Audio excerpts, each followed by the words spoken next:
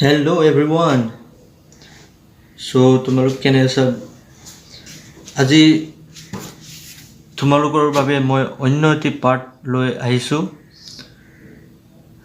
আৰু ইয়াৰ আগতে যদি কোনোবা চেনেলটোলৈ নতুনকৈ আহিছা তেতিয়াহ'লে চেনেলটো ছাবস্ক্ৰাইব কৰি ল'বা আৰু লগত থকা বেল আইকনটো টিপি থবা যাতে তোমালোকে নটিফিকেশ্যনসমূহ পাই থাকা আৰু হয়তো এইটো লাষ্ট পাৰ্ট হ'ব পাৰে এই লেসনটোৰ গতিকে আহা ভিডিঅ'টো ষ্টাৰ্ট কৰোঁ আৰু ইয়াৰ লগতে এটা কথা যে তোমালোকে লাইক আৰু কমেণ্ট কৰিবা তেতিয়া আমি অকমান বেছিকৈ উৎসাহ পাম আৰু তোমালোকৰ বাবে নতুন নতুন ভিডিঅ'সমূহ আমি আনি থাকিম আগন্তুক সময়ত গতিকে তোমালোকৰ লাইকসমূহে আমাক উৎসাহ দিব প্ৰেৰণা দিব আৰু তাৰ বাবে কৰি দিবা লাইক এতিয়া আমি আজি ভিডিঅ'টো ষ্টাৰ্ট কৰোঁ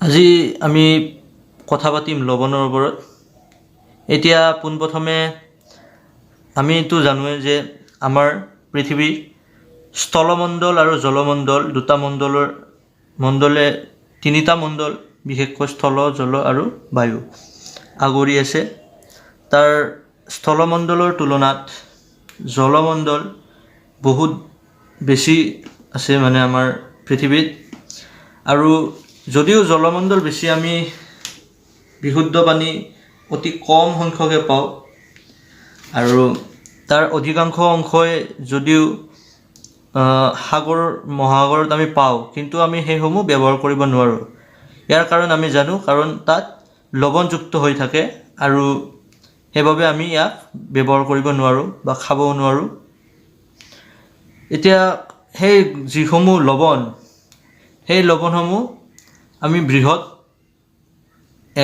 বৃহৎ অংশত আমি সাগৰ মহাসাগৰসমূহত পাওঁ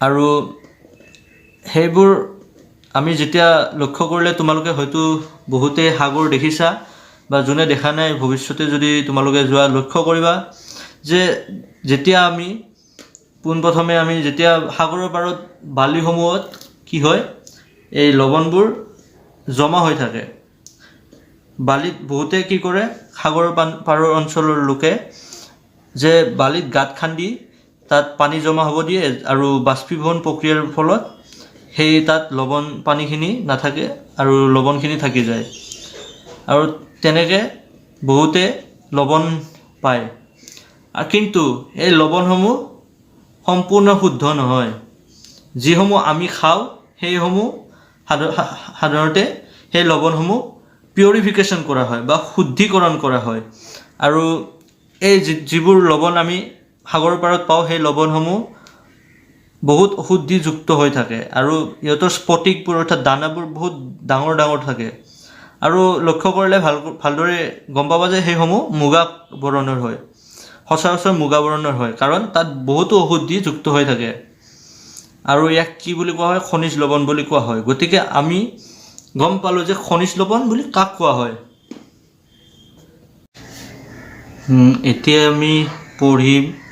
এতিয়া আমি পঢ়িম যে এই খোৱা লৱণ যিটো আমি খাওঁ খোৱা লৱণটোৰ আমি কেনেধৰণে আমি তাক ব্যৱহাৰ কৰিব পাৰোঁ এই খোৱা লৱণ আমি অত্যাৱশ্যকীয় বস্তু আমাৰ খোৱা লৱণটো ইয়াৰ সহায়ত আমি অন্য ধৰণৰ আমাৰ নিত্য যি ব্যৱহৃত সামগ্ৰী যেনে sodium hydroxide bleaching powder baking soda কাপোৰ ধোৱা ছ'ডা এই সকলোবোৰ আমি ইয়াৰ দ্বাৰা আমি প্ৰস্তুত কৰিব পাৰোঁ খোৱা লৱণৰ পৰা গতিকে এতিয়া আমি চাওঁ যে এই বস্তুসমূহ কেনেদৰে আমি খোৱা লৱণৰ পৰা আমি আহৰণ কৰিব পাৰোঁ এতিয়া আমি আহিছোঁ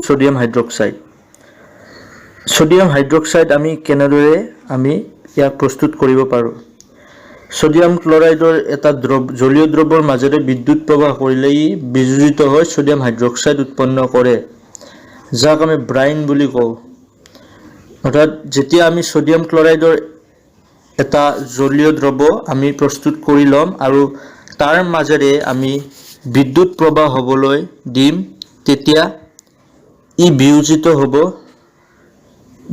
হৈ সোডিয়াম হাইড্ৰক্সাইড উৎপন্ন কৰিব।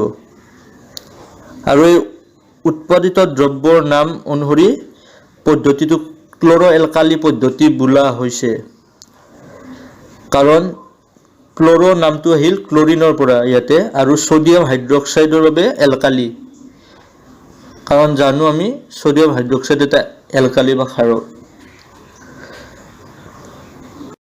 এতিয়া ইয়াৰ এখন চিত্ৰ দিয়া আছে, এই চিত্ৰখনলৈ ভালদৰে মন কৰা। আৰু ইয়াতে এটা কেমিকেল ইকুৱেশ্যন অৰ্থাৎ ৰাসায়নিক বিক্ৰিয়াও দিয়া আছে, 2NaCl, অৰ্থাৎ ইয়াক বেলেঞ্চ কৰা হৈছে। তোমালোকে বেলেঞ্চিংখিনি আগতে শিকি আহিছা, গতিকে তোমালোকক বেলেঞ্চৰ বিষয়ে বিশেষ ক'ব নালাগে। এতিয়া ইয়াতে চোৱা, সোডিয়াম ক্লৰাইড একুৱাছ সলিউশ্যনত যেতিয়া আমি পানী যোগ কৰিলোঁ তেতিয়া আমি কি পাম? সোডিয়াম হাইড্ৰক্সাইড আৰু লগত ক্লৰিন আৰু হাইড্ৰজেন গেছ। যেতিয়া আমি সোডিয়াম ক্লৰাইডৰ এটা জলীয় দ্ৰৱ এটা আমি পানীৰ লগত বিক্ৰিয়া কৰিব, তেতিয়া আমি সোডিয়াম হাইড্ৰক্সাইডৰ এটা জলীয় দ্ৰৱ পাম, আৰু ক্লৰিন আৰু হাইড্ৰজেন গেছ হিচাপে ইয়াতে উৎপন্ন হ'ব। ইয়াৰ উপৰিও যিটো ক্লৰিন গেছ আছে, সেই ক্লৰিন গেছটো এনডত আৰু হাইড্ৰজেন গেছটো কেথডত মুক্ত হয়, আৰু সোডিয়াম হাইড্ৰক্সাইডৰ দ্ৰৱটোৱে কেথবত সমীপতে সৃষ্টি হয়। আৰু ইয়াতে যিটো দিয়া হৈছে চিত্ৰ, এই চিত্ৰটো চোৱা, ইয়াতে দিয়া আছে প্ৰথমে লৱণ, অৰ্থাৎ যিটো আমি খোৱা লৱণ, যিটো খাওঁ আমি, সেইটো তাৰ পৰা তিনিটা স্তৰত ভাগ কৰা হৈছে, কেথড, এনড আৰু সোডিয়াম হাইড্ৰক্সাইড। এতিয়া কেথডত কি দিয়া আছে? লিখা আছে ইন্ধন, কৃত্ৰিম মাখন, ৰাসায়নিক সাৰৰ বাবে এমনিয়া। তো কেথডত আমি কি পাম? হাইড্ৰজেন গেছ, যিটো মই অকণমান আগতে ক'লোঁ, হাইড্ৰজেন গেছ কেথডত মুক্ত হয়, আৰু এনডত মুক্ত হ'ব ক্লৰিন, আৰু সোডিয়াম হাইড্ৰক্সাইডটো ছেপাৰেটকৈ, অৰ্থাৎ বেলেগে সেইটো আমি পাম। অৰ্থাৎ এতিয়া চাব গ'লে যিটো ক্লৰিন হয় সেইটো আমি পালোঁ এনডত, হাইড্ৰজেন কেথডত, আৰু সোডিয়াম হাইড্ৰক্সাইডটো আমি বেলেগে পালোঁ। আৰু এই যিটো পদ্ধতি আছিল, এই পদ্ধতিটোক আমি কি কওঁ? ক্ল'ৰ' এলকালি পদ্ধতি। এতিয়া আহিছোঁ আমি ব্লিচিং পাউডাৰলৈ। ব্লিচিং পাউডাৰ আমি কেনেকৈ প্ৰস্তুত কৰিব পাৰোঁ চাওঁ আহা। সোডিয়াম ক্লৰাইডৰ জলীয় দ্ৰব্যৰ বিদ্যুৎ বিশ্লেষণ ঘটোতে ক্লৰিন উৎপন্ন হয়, যিটো আমি আগতে পালোঁ। এই ক্লৰিন গেছক ব্লিচিং পাউডাৰৰ পণ্য উৎপাদনৰ বাবে ব্যৱহাৰ কৰা হয়। শুকান শিথিলিত চূণ, যিটো কেলছিয়াম হাইড্ৰক্সাইড বুলি কয়, তাৰ লগত যেতিয়া ক্লৰিনৰ দ্বাৰা ব্লিচিং পাউডাৰ প্ৰস্তুত কৰা হয়, অৰ্থাৎ কেলছিয়াম হাইড্ৰক্সাইডৰ লগত ক্লৰিনৰ যিটো বিক্ৰিয়া হ'ব, তেতিয়া আমি ব্লিচিং পাউডাৰ পাম। প্ৰকৃত সংযুক্তি যথেষ্ট জটিল, তাৰ বাবে ব্লিচিং পাউডাৰক CaOCl2 সংকেতেৰে বুজোৱা হয়। এতিয়া ওপৰত এটা ৰাসায়নিক সমীকৰণ দি আছে। এই সমীকৰণটোত চোৱা ইয়াতে যে কেলছিয়াম হাইড্ৰক্সাইডৰ লগত ক্লৰিনে যেতিয়া বিক্ৰিয়া কৰিব, তেতিয়া আমি পাম ব্লিচিং পাউডাৰ, অৰ্থাৎ CaOCl2, যাক আমি সহজ অৰ্থত ব্লিচিং পাউডাৰ বুলি জানো, আৰু লগত আমি H2O অৰ্থাৎ পানী পাম।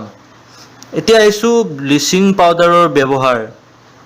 বহুতো ধৰণে ইয়াৰ ব্যৱহাৰ কৰা হয় আমি জানো, বিশেষকৈ তলত তিনিটা কাৰণ দিয়া আছে, তলত তিনিটা পইণ্ট দিয়া আছে। এই তিনিটা পইণ্ট বিশেষকৈ উল্লেখনীয়, যে বস্ত্ৰ উদ্যোগত কপাহী কাপোৰে হওক বা লিনেন কাপোৰে হওক, চাফা কৰিব বা বিৰঞ্জিত কৰিবলৈ ইয়াক ব্যৱহাৰ কৰা হয়। ইয়াৰ উপৰিও কাগজ কলৰ মণ্ডু, উড পাল্প যিটো কয়, তাক বিৰঞ্জিত কৰিবলৈ, বা ধুবি ঘৰত যেতিয়া কাপোৰ ধুবিয়ে নিয়ে, অৰ্থাৎ লণ্ড্ৰি বুলিও যাক কয় ধুবি ঘৰ, তাতেও ব্লিচিং পাউডাৰ ব্যৱহাৰ কৰা হয়।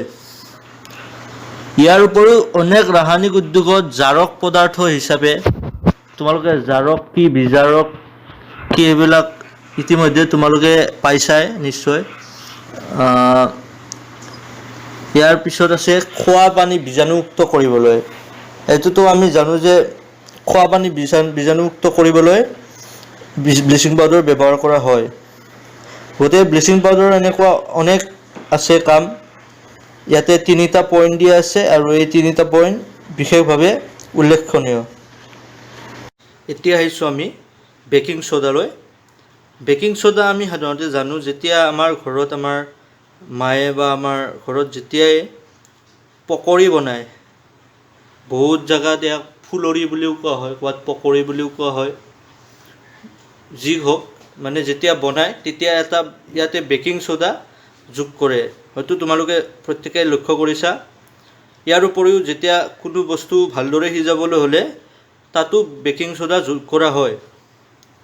এতিয়া এই বেকিং ছ'ডাটো আচলতে হৈছে কি, ইয়াৰ ৰাসায়নিক নাম হৈছে ছ'ডিয়াম হাইড্ৰজেন কাৰ্বনেট, যাক আমি NaHCO3 বুলিও লিখিব পাৰোঁ।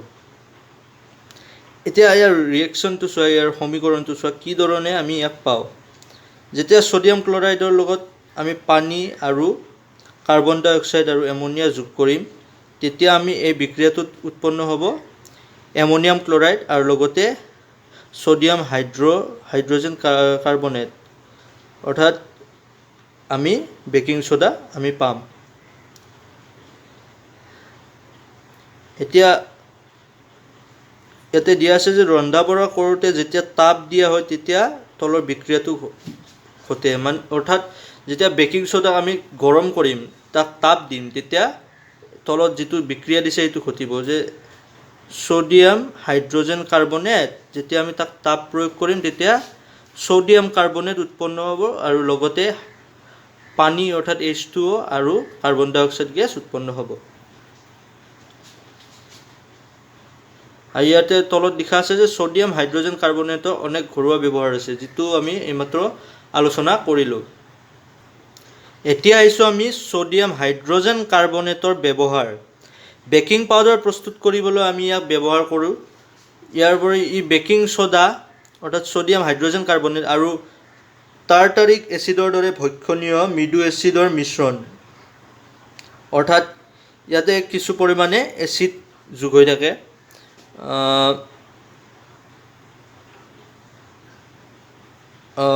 বেকিং পাউডাৰ যেতিয়া গৰম কৰা হয় বা পানীত মিহলোৱা হয় তেতিয়া তলৰ বিক্ৰিয়াটো ঘটে। অৰ্থাৎ আমি যেতিয়া গৰম পানীত বা যিকোনো গৰম বস্তুত আমি যেতিয়া বেকিং পাউডাৰ মিহলাওঁ তেতিয়া আমি তলত যিটো এটা বিক্ৰিয়া ঘটিছে সেই বিক্ৰিয়াটো আমি দেখিবলৈ পাম।